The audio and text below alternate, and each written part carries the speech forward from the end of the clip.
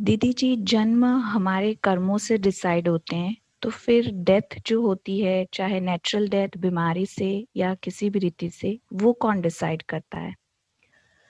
ऐसा है कि अभी जो एक रिसर्च हुआ है साइंस का कि जो लोगों को पास्ट लाइफ रिग्रेशन में ले जाते हैं, तो जिनको भी हिप्नोटाइज करके उनके पास्ट लाइफ में ले गए, तो लगभग अमेरिका के अंदर कुछ 1.25 लाख जितने भाई बहनों को उन्होंने ये किया, पास्ट लाइफ में ले गए।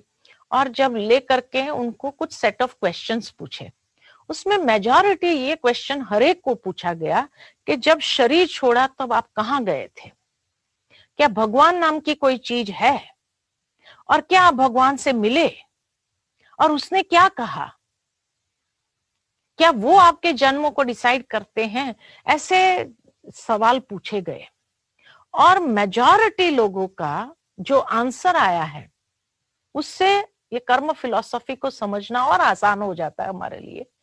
क्योंकि मेजॉरिटी ने ये कहा कि जब हमने शरीर छोड़ा, चाहे नेचुरल डेथ है या एक्सीडेंटल डेथ है, जिस भी तरीके से, तो ये शरीर छोड़ने के बाद हम एकदम हल्के होकर के जाते हैं ऊपर, और वहां एक लाइट से मिलते हैं, और वो लाइट बहुत पावरफुल होती है, और वो लाइट से जैसे इतना प्रेम प्राप्त होता है, शायद वही भगवान था, क्योंकि इतना प्यार देने वाला और कोई नहीं होता है।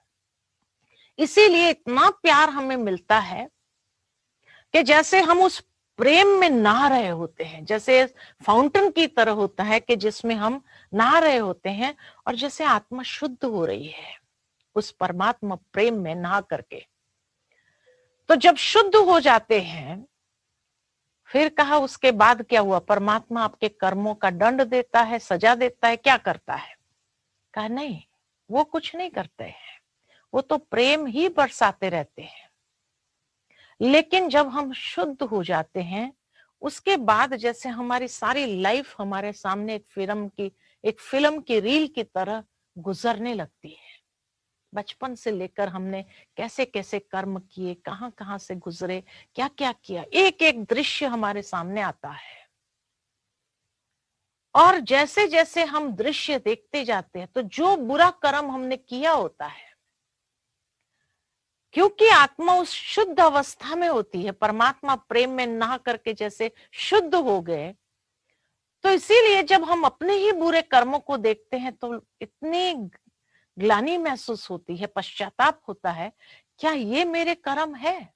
ऐसे ऐसे कर्म किए मैंने, इतने लोगों को दुख दिया, इतने लोगों को कष्ट दिया। और फिर अंदर से आता है, जिन जिन को हमने दुख दिया, कष्ट दिया, तकलीफें दी, उसके साथ जाकर के वो अकाउंट सेटल कर देना है। और इस ख्याल से हम वहां से वापस आते हैं। वैसे आना नहीं चाहते हैं, हम सोचते हैं बस भगवान के सानिध्य में ही रहे और इस प्यार में नहाते रहे, इस प्रेम की अनुभूति में रहे। लेकिन क्योंकि हमने जिस जिस बुरे कर्म किए हैं, उस बुरे कर्म का हम सोचते हैं सेटल करके फिर आराम से आ जाए ईश्वर के सानिध्य में। और इसलिए हम वापस आते हैं पृथ्वी पर, और पृथ्वी पर फिर हम डिसाइड करते हैं कि कहाँ हमें जन्म लेना है। उस माँ बाप का चयन करते हैं हम, और हम ये डिसाइड करते हैं ये कर्म का फल हम कैसे भोगेंगे, हम खुद डिसाइड करते हैं। ये कर्म का फल भोगने के लिए ये होनी जरूर है। इसलिए कहा जाता होनी को कोई टाल नहीं सकता है, क्योंकि वो होनी फिक्स की गई है। Destiny was fixed by that कर्म। तो उस कर्म के कारण उस डेस्टिनी को हम फाइनल करते हैं कि ये होनी होगी, और इससे ये अकाउंट मेरा क्लियर होगा। तो उस होनी को हम फाइनल करते हैं। उसके बाद हम लाइफ स्पैन को ये करते हैं कि ये कार्मिक अकाउंट्स को सेटल करने के लिए मुझे कितने साल चाहिए। तो आयुष्य फाइनल करते हैं कि भाई 15 साल में मेरा ये सारा अकाउंट क्लियर हो जाएगा, या 25 साल में क्लियर हो जाएगा, या 50 साल चाहिए, या 70 साल चाहिए, या 80 साल चाहिए मुझे इतने अकाउंट को क्लियर करने के लिए। और वो सारी डेस्टिनी को हम फाइनलाइज करते हैं, जो जो पॉसिबल है, बाकी की हम छोड़ देते हैं दूसरे तीसरे जन्मों के लिए। बाकी उन लाइफ स्पैन को फाइनलाइज करते हैं कि भाई मुझे कम से कम 50 साल जरूर चाहिए ये सारे अकाउंट्स को क्लियर करने के लिए। तो उस आयुष्य को फाइनलाइज करते हैं। तो माँ बाप को फाइनलाइज करते हैं, होनी को फाइनलाइज करते हैं, आयुष्य फाइनलाइज कर, क्योंकि उस समय हमें किसी से अटैचमेंट नहीं होता है, इसलिए आयुष्य को भी हम फाइनलाइज करें, भाई 15 साल चाहिए मुझे, क्योंकि उस समय तक तो कोई अटैचमेंट नहीं है उस माँ बाप के साथ। और फिर हमारी मृत्यु का कारण क्या होगा इसको भी हम डिसाइड कर लेते कि 15 साल अगर आयुष्य चाहिए तो 15 साल के बाद ऐसा क्या होगा जो मैं छोड़ करके फिर भगवान के पास वापस आ जाऊं और इस प्रेम की गंगा में नहाता रहूं, उसके सानिध्य का सुख प्राप्त करूं। और इसीलिए उस डेथ का कारण भी मैं फाइनलाइज करता हूं और उसके बाद मैं जन्म लेता हूं। तो जन्म और मृत्यु को कोई टाल नहीं सकता है। दूसरा जो जीवन साथी है, वो जीवन साथी का चयन भी हमने खुद किया है, क्योंकि उसके साथ का जो अकाउंट है जिसको सेटल, इसीलिए ये सब कुछ हमारे द्वारा ही फाइनलाइज होता है। भगवान का इसमें कहीं भी हाथ नहीं है।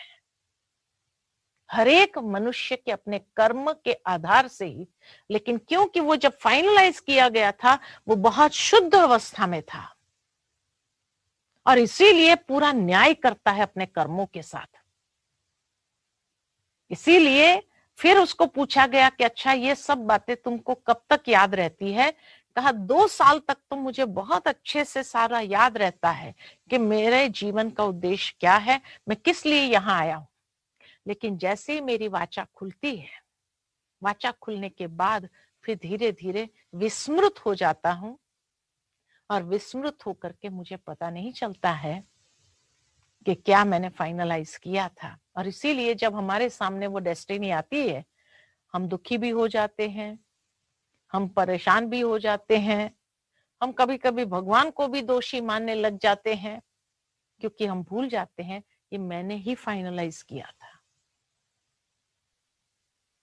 ये नया रिसर्च विज्ञान के द्वारा